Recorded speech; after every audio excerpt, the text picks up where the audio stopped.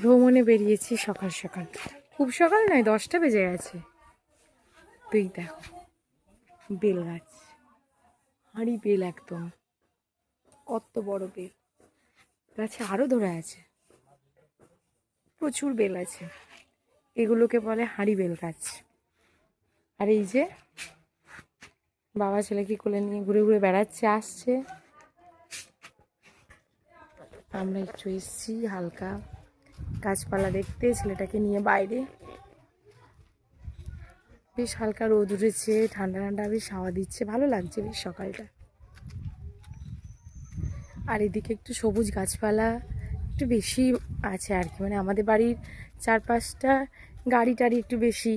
আর আমার শ্বশুর বাড়ি এদিকে একটু গাছপালা, এদিকটা মাঠ, মাঠের রাস্তা, বেশ গ্রাম্য গ্রাম্য একদম, বেশ ভালো লাগে।